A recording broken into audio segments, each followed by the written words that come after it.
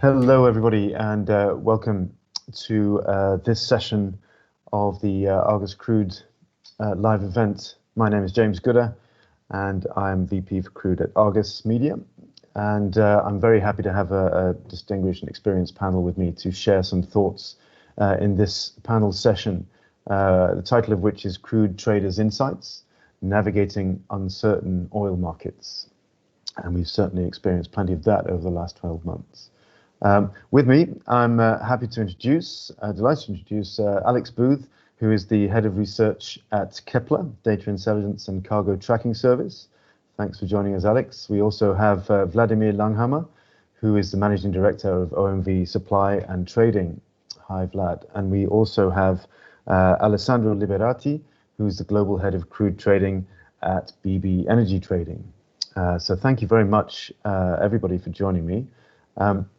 We're going to tackle some of the issues that the crude markets and the freight market have been facing over the past few months and looking ahead into the future. We'll also have plenty of time to take questions from the audience. So thanks everybody for listening.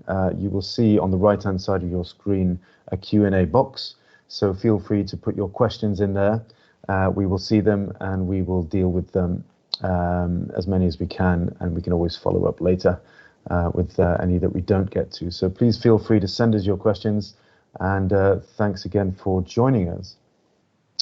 So to the session, I'd like to start with you, Alessandro. You've got a lot of experience looking across the markets and reflecting on a year in which so much has changed in so many areas of our lives. I mean, look at the way we're interacting today.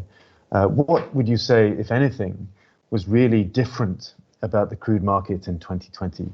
And were any of those changes for the better? Thank you, James, for your invitation, and thank you to all of you watching us today. Well, it's been an unprecedented year. As COVID has hit any kind of sector or industry, and of course had a major impact on oil trading. On a personal level, I think all of us, cannot travel anymore, and travel used to be a very important aspect of our professional life.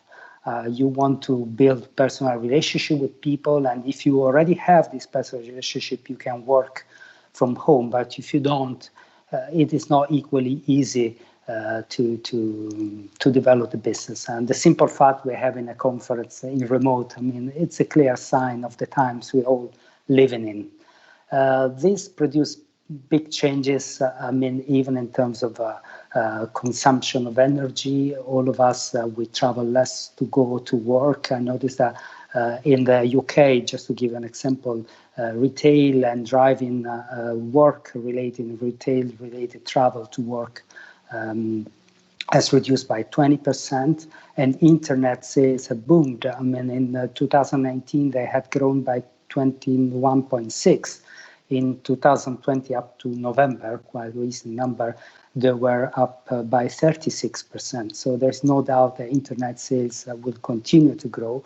Our behavior has changed. So how much of this is going to remain in the future? Well, it's hard to say, but definitely this is also creating some problems in terms of, if you want, a divide between the people who have and the people who have not. We have to remember that some 70% of our population don't have access yet to internet. So this is for our politician a big problem to address, to try to spread a very fundamental work instrument, which proves to be not even a work instrument. We cannot live without internet, really, at least we in the more developed economies. Regarding the oil market, I'm sure we're going to go deeper into details later, but the volatility was unprecedented. You say I have a long experience, which is true, and I cannot remember a year like this. And when I say volatility, I mean not only volatility in the flat price, which is something that all of us always look at and talk and read on the newspaper about crude oil prices, but the volatility in price differentials towards the benchmark was actually even higher in some moments. And the volatility in the structure, we had the so-called super contango, which reached, $14 per barrel in a semester. I mean, I have never seen something like this. I think for now it can be enough, but I'm sure you want to go deeper into this. Thanks. Yeah, we'll definitely look at some of those aspects. Thanks, Alessandro, for that summary. I mean, the volatility has been quite extraordinary. With volatility comes opportunity, but also very high risk, right? Just to develop that theme a little more, let me come to you, Vladimir. I mean, with the fall and, let's say, uncertain recovery, like prices have recovered to some extent, but there's a lot of uncertainty out there. A lot of the price spreads between crudes of different qualities and different locations have narrowed dramatically, as Alessandro was suggesting, or even inverted. What has this meant for traders and for the market in general? Yeah, hi everyone. I think, if you look at the year, I think people kind of focus on, Q2 really. I think we had a Q1 as well, where a lot of people were struggling. The volatility wasn't so great. Then we have obviously a very, very, very different Q2, and I think unprecedented in an experience, of many seasoned traders. And then you had Q3, which was again, rather subdued. I mean, the price didn't do not much. I mean, I know my traders telling me like it's very difficult because for the past weeks, basically, there was no signal going up or down. I remember, I think between August and September, the CPC differential moved about 3 cents. And then you moved into Q4, and again you had a volatility. So indeed, a very diverse year. I think what it started to play, especially in Q2, you had, as Alessandro kind of alluded to, you had a volatility in flat price, you had a volatility in structure, you had a volatility in freight, and you had a volatility in differentials. So it was very important to get all those kind of points into row in order to make a successful trade. But as you said, there was a lot of opportunities, and I think there will be a lot of opportunities as this market kind of tries to reverse to a mean. But the question is, what is the mean now? And I think it was not just by the unprecedented COVID situation, but it was also kind of shifting and diverging of demand growth. Yeah, I mean, Asia was obviously even in the second half last year growing, and you had a big pull from there. So some of those kind of Asian bound crudes had a very good volatility or good swings in the differentials. Some of them that stay a bit more local, weren't performing as well. For example, Azeri and some of the med grades. Obviously, and then you had a big divergence between grades that are more petchem, naphtha rich, and then that are more jet rich. Again, for example, Azeri suffered with the jet. So I think the important part is that you don't the trader is looking at it is not having a flat price view or a structure view, but needs to have a very holistic view, because you're hedging on, if you hedge even a super contango or a contango and you think you can do cash and carry, basically can be completely destroyed by the differential at the end of the game, and that cannot be hedged. So I think, yes, there was much more risk taking needed, because not all parts of the equation could have been hedged or secured, and all of them were seeing swings that could actually destroy a good intended trade or well set up trade. And I think that's something to stay going forward, is that all of those markets you will have to look at, because I think they will react quite violently to any kind of readjustments. Yeah, thanks for that. I mean, just to follow on, I mean, you're saying, something that kind of aspect is going to be there, that kind of uncertainty for the foreseeable future. I mean, do you expect what we might consider to be familiar price relationships between crudes of different quality to return, or is it just too early to say how the market will look once we start to emerge from this crisis? I think there will be a new equilibrium established, and then maybe kind of going forward for a couple of years. Will it be the same as it was in the past? I don't think so. Yeah, I think there will be a certain stability just by the fact that, okay, we have experienced something unprecedented. So if something similar happens, we already have the experience. So I think people will not, react as, well, not panically, that's the wrong word, but as severely into some of those. But I think there will be recoveries in some parts. You might see in the demand, but again, it will diverge between maybe and GDP grown products like diesel and petchem, and it will different in jet. So hence you can't go back to where we were, where basically jet was a very stable market, if you want. I think people will be looking at that very closely, and therefore I think the equilibrium will be a different one than what we had before. Yeah, I think you're right. Thanks very much, Vladimir. Alex, let me come to you. Did you want to add something to that? Yeah, just to add to that, I think where the complexity is going to come through the next year as well as this rebalancing on the product demand side, you've also got the rebalancing on where is this incremental crude supply going to be coming from.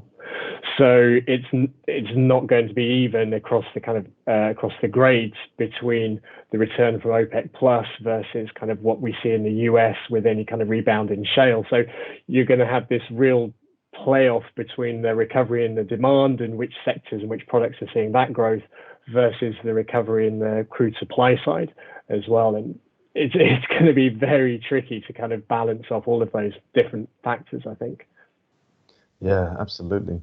If I can stay with you, Alex, I mean, both of our other guests have alluded to this, and I know it's something you look at closely. The freight market has, I mean, Alessandro used the word unprecedented, but we've seen some very unusual activity in the freight market as well over the past year or more, in fact. I mean, there were times with the COSCO sanctions, of course, then the surge in demand for floating storage, the super contango. It seemed almost like the crude market had outsourced some of its volatility into freight. I remember at least one crude trader saying to me he'd become we're all freight traders now, because that was the kind of wild card element. I mean, the freight rates may have calmed down somewhat, but how do you see the market right now, and what are the triggers that could set that off again? I think it was a perfect storm back in Q2, as we were saying, not only for the crude markets, but that flow on through into the freight markets. If we think kind of narrowing things down into the VLCC fleet, just because otherwise it's too big a problem, as it were. Typically, we see fleet utilization around the low 50% for kind of loaded vessels. Back in Q2, that was the kind of 61, 62% level. So it was absolutely astronomical. As you say, you had the overhang of the very high loadings that were then flowing into the kind of the floating storage. You had congestion problems in China, which persisted through into Q3 and only really cleared up into the end of Q4. That was tying up a lot of vessels for longer than you'd expect and so on. So all of those factors just created this perfect storm for freight rates. Interestingly, by the time we hit November, which is where we were seeing these kind of real cuts had taken place, we were starting to see decent amounts of oil coming off the water, kind of floating storage was being drawn down. We'd actually flipped. I think it's the first month I'd ever seen this, where we had laden utilization at 48%. So we actually had kind of more of the fleet ballast than laden back in November. And that coincides with that real trough in freight rates that we saw. And now that's picked back up. So it's back up to the kind of low 50% level in terms of laden utilization. And given the projections for the next year, I think it's hard to see any kind of significant shift. I mean, if we think of the events that created the problem back in Q2, how do we get back to that, basically? It's like the OPEC Plus are now managing their supply far more kind of regimentally. We see what's happened with the latest meeting. We see what's happened with the latest Saudi announcement, where they've said, okay, unilaterally, we're going to control this, irrespective of what other people want to do. So we aren't going to see that flood of crude into the market. It is going to be much more paced with demand. So I think there's going to be a much more measured return to crude flows as a whole. You look at ton miles, as well as the fleet utilization level, the ton miles have been down massively through the second half of the year. So again, it's just this general low level of activity. And I think it is going to be a slow return to that. We're not going to see this sudden onslaught of crude. I think that's been put back in the box, basically. So I think we're okay for the time being. Yeah, and I mean, obviously, you're talking about some of the market management that we see from OPEC Plus, and then the Saudis going a little bit further, quite a lot further on unilaterally. But what does this? My follow-up question really is what does this mean for U.S. crude? I mean, we've seen U.S. crude have quite an impact on the market in recent years. Obviously, lower flat price means less investment in the kind of ongoing exploitation of U.S. shale. How do you see that developing? Again, it's very interesting kind of progression through the last few years, and I think we're going to touch on some of the elements further on as we look into some of the other questions as look into Europe. But and the change in specifically around the impact on Europe, the change in the market share has been quite significant. If we go back to 2018, flows into OECD Europe from the US constituted were just over 6% of imports. If we fast forward to 2020, they made up just over 13%. So it's kind of a decent uptick over that period. The flip side is they've taken that market share from the traditional kind of OPEC players. So Middle East and Africa flows have decreased from just under 43% to just over 32%, 32.5%. So there's still a significant contributor. So Middle East and Africa, it's still a third of the flows into Europe. But it's a chunky decrease in market share when the overall import level has decreased significantly. I think about over 1 million barrels year on year in terms of flows. Is that going to change? And I think this flows into kind of things we're going to look at later around where is the demand? Where's the marginal demand for crude now? And that's not in Europe, basically. Absolutely right. Yeah. I mean, thanks, Alex. Well, that leads me into our next question, really. Do you want to add something, Alessandro, before I can only agree. I mean, the penetration of American crude oil in Europe has been formidable and has displaced a similar sweet grades, even North Sea, of course, to some extent, or even North Africa, like a grape like Sahara blend is now very much correlated in value to WTI. And our view is that maybe this year, second half of this year, we expect American refiners to improve margins around more and maybe shale oil to be less in terms of export levels. So we expect WTI in Europe to be a bit less competitive, but still a very important presence, no doubt. Also, if sour material is going to be pricey and the OPEC, and namely Saudi decision, proves that it can be tight, this can also open up some value for Mars to be exported, Thunder Horse, for American sour crude oil to be exported to Europe. Interesting. This kind of feeds into my next question, really. I mean, we've, as Alex was pointing out, the marginal demand is really in Asia Pacific now, and marginal supply coming from the US Gulf, and as you say, Alessandro, perhaps not just light crude, but also maybe medium sours as well. And there is, fresh talk about WTI and its role in benchmarking, perhaps here in Europe as well, as part of the Brent basket, the dated Brent group of crudes. I mean, this would be quite a revolution, really. And then you have the North Sea's largest stream, relatively new crude, Johan Sverdrup, valued in Europe as a netback from China, principally, where it's traded at differentials to ICE Brent futures. I mean, is the European market, Alessandro, effectively caught between these magnetic poles of US and Far East, and perhaps less relevant as a pricing center, more of a price taker? Well, it is indeed, but it must be so, because let's be honest, energy is needed for industrial production, for ourselves to have the services we need, and the most of the demand growth is in the east. So we cannot be surprised if the Eastern market is the one influencing prices the most. I would say maybe 3 cargoes out of 4 of Johannesburg go east. And also any trader that trades crude starts moving barrels east first. First of all, because in terms of timing, it's a longer voyage, you have to sell east first. And also because it's the elective market, is where you can make more money. So everyone is focused to placing oil east, and the residual quantities are the one that can be placed west. So yes, in some way they are price takers.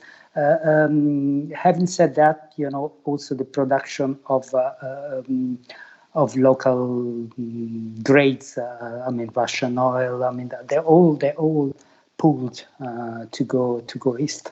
Mm-hmm. Yeah, Vladimir, if I can turn to you, perhaps you remember you've been attending our event for some time. This conference that we're involved in now is a kind of a mix of the Argus Houston conference as well as our traditional Geneva conference, which would have been held in October under different circumstances. So we're bringing it all together. But in the early days of that conference, 10 years ago, it was very much focused on Russia. Russia was the big theme. Russia was the key supplier to Europe. And now, since then, of course, Russia is now in a more or less uneasy alliance with OPEC. It's also pivoting to the east, as Alessandro says, in terms of where Russia is looking to build its market share. Would you say that Russian crude still has the central importance for the European market today that it used to have? Well, I think the answer doesn't, in the same regard that it used to have. I think it's still a very important part, obviously, but also Russia, recognized that Europe is not the center of the demand, and if nothing, I think the European demand is probably its forecast is to decrease. That's the reasons they built all those pipelines, to the east and are exporting ESPO as such. I think the Russian oil is obviously very important for all the pipeline connected refineries, and there's quite a few in Europe. I think Russia has also recognized that it's maybe better to export products than crude, and have invested heavily in their own refining systems. And you could see, in the change of the exported product slate, actually, how this is planned out. But euros are still a very important crude, and in setting actually pricing, and not just in Europe, but also in Asia. The Saudis are looking for euros pricing to set their OSPs. So I think Russia is still and will remain for the foreseeable future a very large and strong player in the oil market. In Europe, yes, less so than maybe 10 years ago, but it's not because Europe has diversified, or not just because Europe has diversified, and it has, but because also Russia has diversified and is not looking at Europe as such only. And I think it's going to be an interesting interplay. And in terms of the previous questions, yes, I would say the demand is in Asia, but really the production is not really in Asia. And I think the advantage of kind of Brent a benchmark is that you have a demand and production and in a relatively close space, because really, if you just take Asia, a lot of it is it's a freight plate then. Yeah, and it's not about the value of the crude, but it's also about where the freight is. So and I think that's where some of the kind of pushback is also from the traders and the refiners to take CIF Rotterdam and some of the US barrels delivered into it, because it becomes a much more complex and freight driven benchmark. And to be honest, I don't have an answer how this could be reconciled. At the end of the day, you might say Brent will be still the benchmark, because it is already influenced by Asia. And at the end of the day, it is a global value of an oil at a certain spot, which is pulled to Asia, which is influenced by US grades, which is influenced by WAF and everything else. So I still think it is a valid argument, and you might have then some of the delivered benchmarks maybe as a differential, which will be a combination, and if there are more liquid, could be used for hedging and for other purposes. But I think Brent is here to stay, and I can't see it really shifting to someplace in Asia.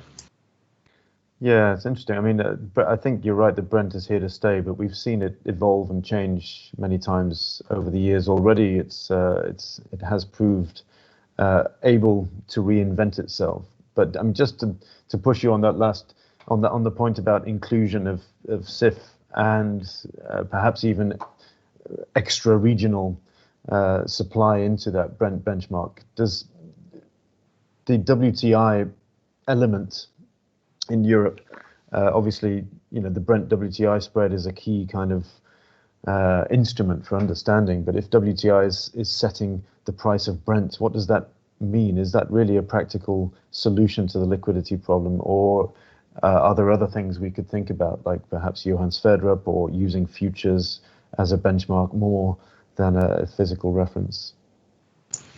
Well, if I can say something. Sorry. No, the question was for you, Vladimir. It's okay. No, just very short. I'll give you a chance to follow up. I start from the back. I think futures are, it seems that they're ideal, but I think because they're so much influenced by financial players, I don't think that would be a good set of benchmark for a physical, commodity. I think there's too much complexity around that, and you could see, one of the things that happened back in Q2 with TI going negative. I mean, there was very clearly a financial play of somebody maybe not knowing exactly what is going on, and I think that you want to avoid such things, and I don't think this thing could happen in a physical Brent. Yeah. And again, TI, I think, yes, it could be itching in there. I think TI had problems with quality 3 years ago. That seems to be getting away or being solved by the quality being much more controlled and accepted also on the refining side. But again, I think the TI has too much of a freight element in the whole thing in Europe. For it to be, to be comparable to Sverdrup or to Brent, yeah, or so I think maybe looking at Urals or something like that is a more relevant part than the US, and indirectly it does set it. I mean, of course it does, because it is imported into the same region, and I think it has an influence. It's not a direct one, but indirect one, and I think that's where the fair value is established. Sandro? Yeah, I agree. It doesn't have to be in the basket to influence the benchmark. Sorry, Alessandro, carry on. No. I mean, I think Vladimir said it all already. I mean, regarding Russian oil, I mean, it's still very important in Europe. Let's not forget, even Brent itself, the so-called Brent, which is a BFOET, whatever. In the end, 40s is not really a sweet grade. 40s is medium sour grade. And so that having more export or more availability in Europe or Russia or less, it is very important. In the moment when we mentioned the beginning of Q2, April, we saw an export of 860,000 barrels of Russian oil east. I mean, like there was a moment when, big volumes were going there. Regarding the role of futures, I mean, I'm old-fashioned. I like to say that physical oil is important. But let's face it, even now in the end, we're pricing Brent as a small DFL difference of futures. So this is already the reality. In the case of the WTI negative price, it's more related to the specific deliverable conditions of WTI in a moment when there was no storage capacity at all, and was, a very special market condition. So yes, I think the market will continue to make an effort to add liquidity. I think WTI has been a very important player. I would say some European refiners in the UK in particular have saved their refining margins thanks to cheap WTI. I got a feeling that at some point WTI sellers, particularly in the East, they would take any price. They would not actually build the price from WTI plus. but they would build a price from the delivered Dubai or ICE Brent. It's more ICE Brent related delivered price minus the freight. FOB is what I take. And they would just sell the barrels, whatever it took to move them. In particular moment when the market was very long. As said, if the market, we all think the market is going to be more balanced, and this obviously is going to happen less and less. But producers have been very aggressive in moving the barrels, just taking the shorts. Absolutely. And the point about in the past, whenever a new grade has been added into the physical benchmark, into dated Brent, it's always been as a cap, something higher to prevent upward volatility, upward squeezes, however you want to describe them. This would be the first time you'd have a grade put into the basket that was actually lower, right? Or historically has been often significantly lower than the price of Brent or Ekofisk or Oseberg. And just touch on something that Vlad was saying earlier around the difference between kind of Asia being a consumer but not a producer versus kind of Europe, where it was both producer and consumer. I think one of the trends that was turbocharged through the second half of last year and is probably going to continue is that split between east of Suez, west of Suez refining. And we've known for years, it's just been a steady progression for the last kind of 5+ years that this share of capacity has been ticking higher and higher, but it's pretty slow in terms of east versus west. But through the second half of 2020, we saw this real ramp up in terms of the increase in the share of runs. So that differentiation between utilization rates and refinery closures in Asia versus kind of Europe and the US. And given where we stand with kind of product storage, product inventories, kind of which will likely compress margins for a while yet, I think that's going to be, we're going to struggle to clear out of that situation. You're going to be incentivized to see higher runs in the use of Suez, new kit coming online. We're yet to see a new Saudi refinery come up. That's going to have a big impact in the kind of Med and Red Sea markets. There's still more to come there, basically. So I think we're going to see pressure, unfortunately, for the European refiners, still going to see pressure on that system, which is going to incentivize the East to kind of have a greater impact on the European crude pricing, ultimately. No doubt. No, I'm sure you're right. I mean, that leads us into another thing I wanted to tackle before we move to questions from the virtual floor, as it were. I mean, this you lead us on very importantly into the products side of things. Vlad, I might come back to you on this one, because of course crude by itself, it's great stuff, but it's not that useful. It's only useful once you've refined it. And we have seen some very dramatic changes in product demand for some of the reasons we've discussed, less travel, certainly less aviation, more demand for chemicals, those kind of things. How do these changes in product demand, whether they are regional or quality or to do with the shifts to different kinds of products, how have they impacted the crude flows, and how do you expect that to continue? Yeah, I think that is a very important part, because I also, as Alex mentioned, I think Europe is unfortunately not in the best spot in terms of refining margins.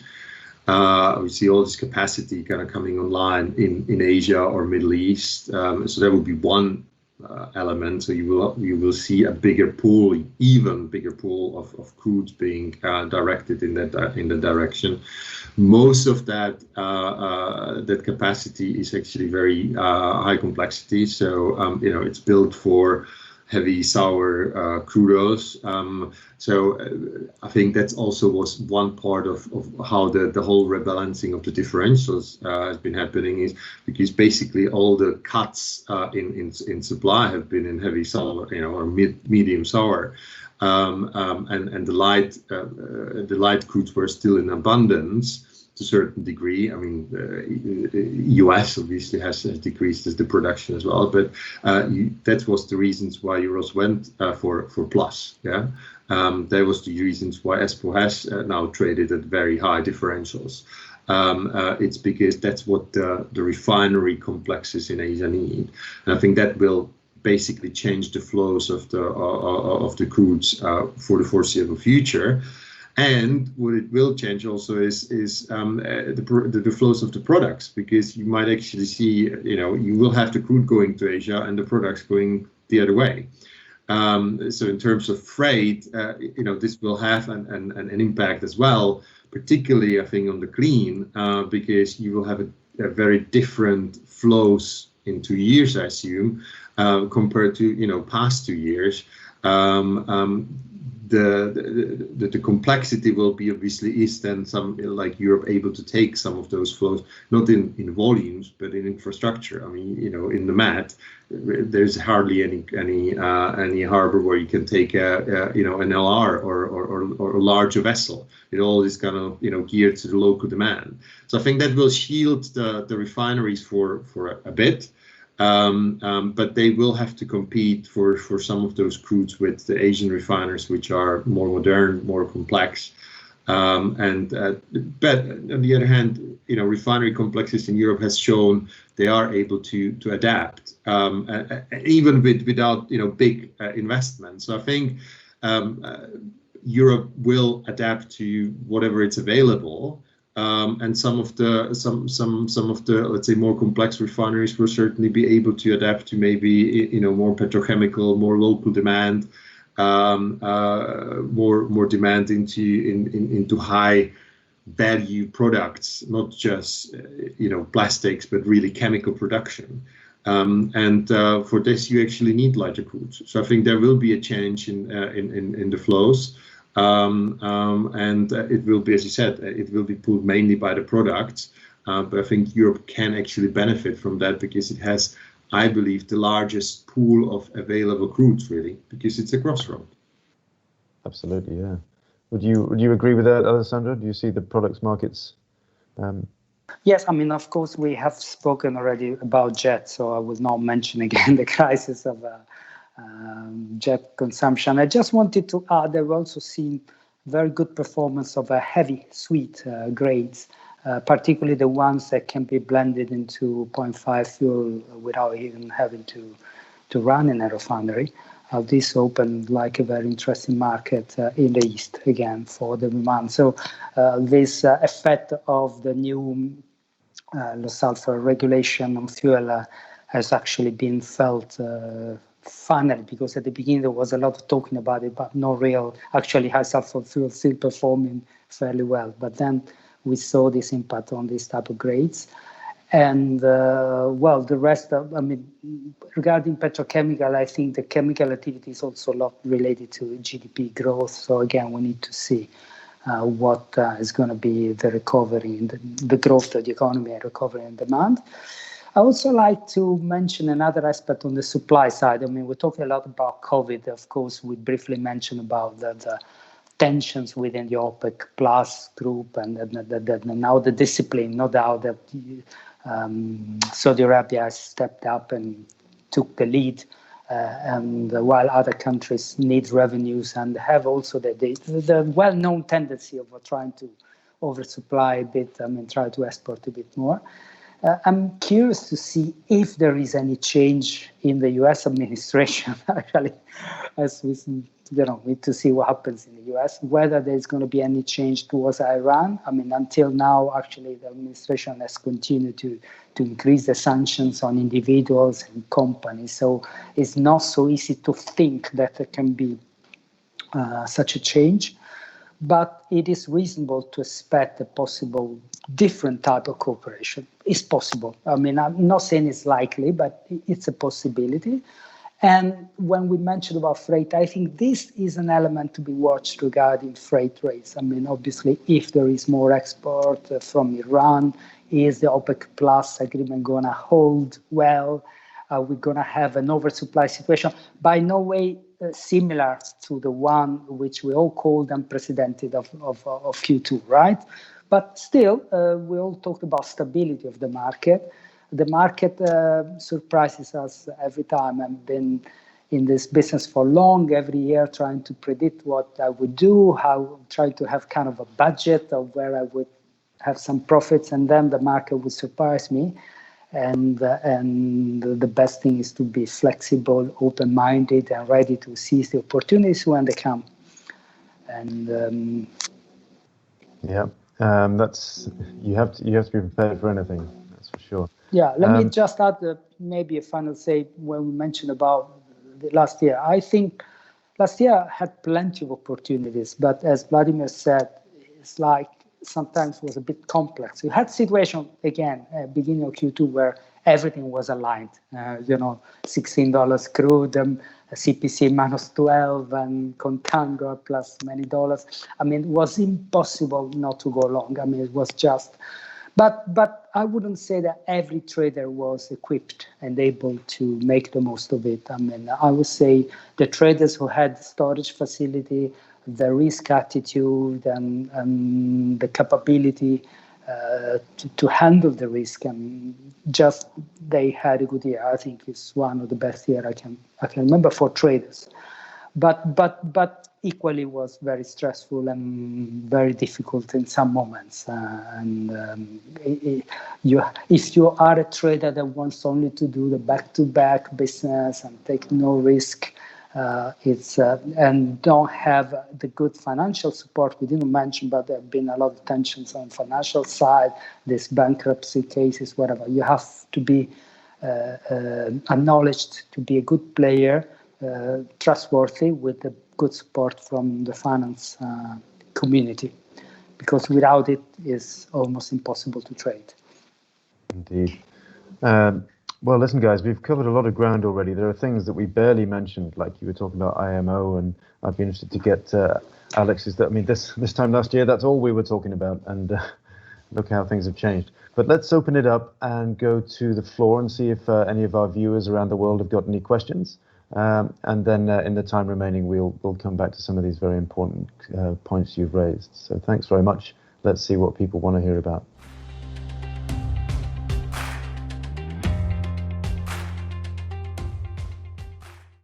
Okay, let's see what questions have been coming in while we've been talking. We have a virtual audience. It's not virtual, it's real, but we can't reach out and touch them, shake hands, but we have plenty of people listening in, and we are going to be responding to their questions. So thanks again to everybody for taking part and for listening. We're kind of slaves to the format here because we have questions popping in the Q&A box on the right, and we've agreed to ask the most popular.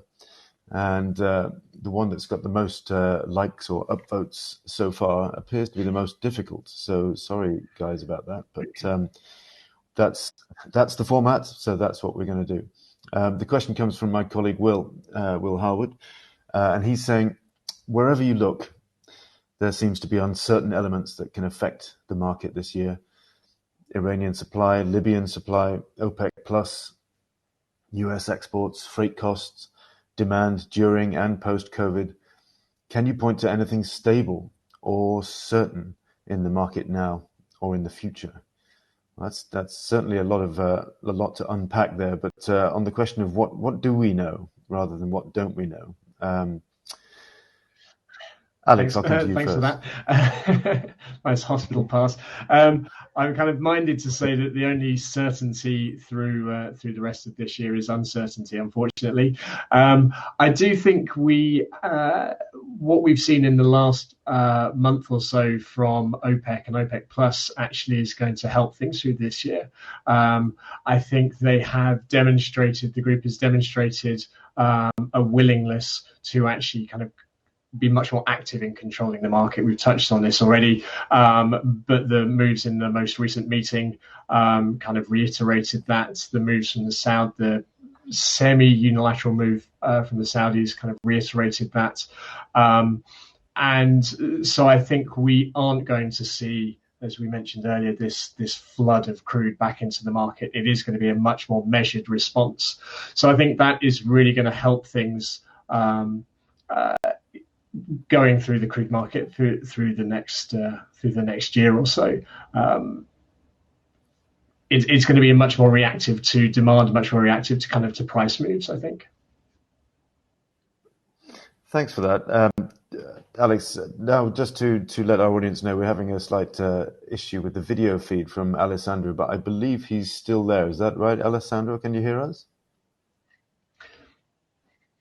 As I was saying to the guys, maybe I could remove my glasses and impersonate you, but if you could, but it's good that you're still with us. Do you have any thoughts on this? Is there anything in the market that you think we can rely on? Any certainties over the coming year or so? So I think Alessandro said he was just going to try and log off and log in again. Oh, sorry, I missed that. Sorry, that puts you in the hot seat, Vlad. Yeah, obviously. Well, look at, as Alex said, uncertainty is something that the market actually thrives on. I don't know actually if the market wants stability. We have seen in 2000 actually a relatively stable market, in the summer and kind of in Q3, and that certainly was very difficult to make money on. I think I would add one or two things on what I'm certain that the market will do. I think what I'm certain of, the market will find solutions, as it did, throughout 2020, and it will find solutions. It will react in a way, and it will balance itself, and then it will lose the balance again. And I think the second is, it will find a creative solutions, because I think, we talk about markets, but the market's actually made out of people. And I think the certainty is that the community is actually very, very creative in trying to resolve the issues that the market throws at them in the best way. And I think that's one of the certainties I would have, that, despite the possible challenges that we have here, I think the market will find a solution for the benefit of all, the traders, the refiners, the producers. And that's something I'm looking forward to. Thanks very much, Vlad. Yeah, that makes sense. Can I give the second question? We've dealt with some of the certainties while you were on and off, but the second question refers back to something you were talking about earlier in the session about the super contango. I don't think any of us had ever seen a contango quite as extreme, even though there have been times, thinking back to 2008 and so on, where we have seen strong contango structure, which for the non-oil traders out there is when prices further along the forward curve are much higher than those in the prompt in the short-term market, suggesting an oversupply of physical barrels. Several of us have talked about this. But now the market is in backwardation again, the opposite structure, where prices are slightly higher at the front end than those further forward. Even though, as we've discussed, demand has been relatively slow to recover and it remains rather uncertain. Do you expect that contango structure to return when the market realizes how much physical supply it has on its hands? Alex, do you think the structure makes sense? Yeah, I do. I think it's, as Alessandro was saying, we're in a very finely balanced position. I think kind of relatively mild backwardation helps. There is a lot of storage, a lot of crude in storage though. And any significant strengthening from kind of where we are now, I think just means that you're just going to pull so much out. There's this incentive to pull out of storage, and that is something that the market just, I don't think, can cope with yet. We're just not in that place. And to touch on the Chinese buying as well, there is capacity to store in China, but as Alessandro was saying, there isn't the appetite to buy at this flat price. We just nowhere near the same situation that we were in the early part of last year. So yes, they can absorb excess barrels, but will they want to at this point? I don't see it. Thanks, Alex. And Vlad, I mean, on the same point, but just to develop a little further, are you surprised that we've returned to these kind of flat prices so soon? I mean, essentially, the market is at the prompt. It's where it was before COVID even hit. We were at $55 a barrel kind of level, despite the fact that a lot of the world remains, deeply depressed in terms of demand because of lockdown restrictions. Yeah, it's something I mentioned before. I think there are more elements there. It's just not the supply and demand. It's the US. I think what OPEC has done has made the oil much more investable in a sense. There's more money in there. And as Sandro mentioned, I think their money pouring into commodities. And I think that's not just because people see the bullishness in that, but because they see that as an anti-inflationary asset. So I think there's the flat price itself has more layers to that than just the supply-demand balance, especially the futures that I mentioned that in earlier. Absolutely, yeah. All right, thanks for that, guys. Let's move on. One of the things we said, we'll come to that. Let's see. We've got a question about refining, Vlad. So I'm going to stay with you for the moment, as you're representing a company that does refining as well as many other things. What changes does the refining market in Europe need to make to accommodate the changes we've seen in crude flows that we've discussed? To be honest, I think, and I mentioned it before as well, because the refining market in Europe has been kind of not in a perpetual crisis, but under quite a lot of stress for the last 10 years. It has become very creative. A lot of the refineries are complex, and they're used to take multiple of crudes. So this, let's say, the menu might change to a certain degree and be limited at one side and expanded on some other side. But I think the refining complex in Europe will actually cope with that, and it will find exactly the same kind of market opportunities as before. Plus, the backwardation actually puts a little bit of a pressure on the Asian refiners with long travel times. Let's see if potentially the freight market rebalances as well.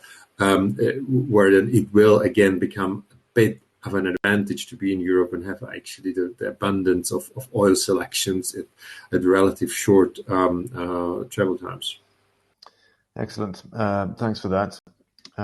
Just wondering whether we have our other participants with us or if we have a connectivity issue. But let's wait until they come back before I ask them a question. But while I still have you, Vlad, we've got a question coming in from the floor here about the freight market, and I'll be interested to get Alex's thoughts on this when he comes back. But the question is, what would an extended period of cheap freight do to the market? I think, look, if there is a backwardation, people will not put oil on ships. So obviously, the refiners will have a larger selection of crudes because the freight compared to relatively to the value of the oil will actually either stay or actually decrease, and hence you can afford to compare crudes between regions. Crudes that might have 5 days travel times for Europe, even with crudes that have 10 to 15 days of travel time, because the difference in the relative value will not be so big, but it might be for the refining and optimization. So actually, I think it just enables a larger selection really for that, and more competition. And more competition means potentially lower diffs. And I think that helps the refining margin, because people are looking at refining margin, kind of the nominal one, but you have to incorporate cost of freight, and you have to incorporate diffs, which a lot of those indicative refining margins do not from the. I mean, thinking about Europe in particular, a lot of crude that is produced in Europe, particularly North Sea stuff like Forties, Johan Sverdrup, a lot of that goes to Asia in any case. And with cheap freight, obviously that arbitrage makes good sense.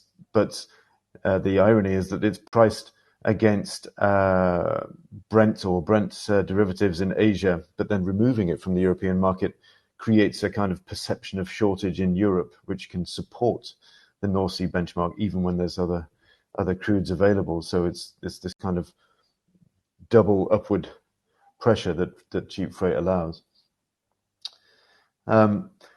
Just one last question, Vlad, if that's okay. Something we kind of touched on during the earlier in the session, but didn't really explore in any detail, goes back to what we would have been talking about a year ago, what we were talking about in terms of IMO and the new fuel regulations for shipping. the impact that they were likely to have on the markets, changes to different crude diffs, changes obviously in product relationships one against the other. A lot of that was kind of swept up in the COVID crisis, which kind of threw all the pieces in the air. And so it's very hard to unpick exactly what the impact of that has been. But do you think at this remove, now that things have calmed down a little, it's possible to say what the impact of that has been on the markets for crude and products? I struggle as well to kind of pinpoint the impact. To be quite frank, if you look at it, I think in the macro, it seems like it has been a non-event. Again, it's thanks to largely to, I believe, the refining complex worldwide being very flexible and being able to kind of shift the yields and shift separate flows and all the things that has actually been discussed in the last 2018-19. Really, how will this be supplied? The whole thing is obviously helped in a sense that the middle distillate pool is decimated, especially in the jet, and then it just pushes it down. The heavier fractions that we usually put into diesel might be now pushed into VLSFO because jet is pushed into the diesel market. And as we touched on it before, the jet recovery is probably the slowest one. So I would expect IMO and the VLSFO kind of having the same or enjoying the same benefit of having a larger pool that's available. It's still a good value for the refiners to put into that, and therefore I don't see a very big influence on VLSFO on diffs or products in any larger scale. When we get back to normal, so somehow 100, 203 MBD demand, including jet, I think then we will see that, and then we will see that, as suggested before, the kind of the light sweet grades will increase in value, but they have been decimated at the moment because of the light products and the middle distillate products. There's no demand for, there's much lower demand for it than it used to be. So it balances it up, but once the one side of the scale will change, the other one will change as well. But I don't expect it to be in 2021, to be honest. No, I think you're probably right. And as we've discussed, it's not the light sweet crudes that are being constrained by OPEC Plus in any case. So correct. All right. Well, that's very helpful. Thanks very much for that, Vlad, and thanks for heroically dealing with the questions, given that our friends and colleagues haven't been able to get back into the session. So that's much appreciated. But I want to thank Alex and Alessandro as well for their contributions. If you do have any further follow-up or questions, then we're happy to get back to you individually. But I think we've come to the end of our allotted time. So enjoy the rest of the conference. Thanks for joining us. And we will hopefully see you in person very soon. Thanks again. Thank you. Bye-bye.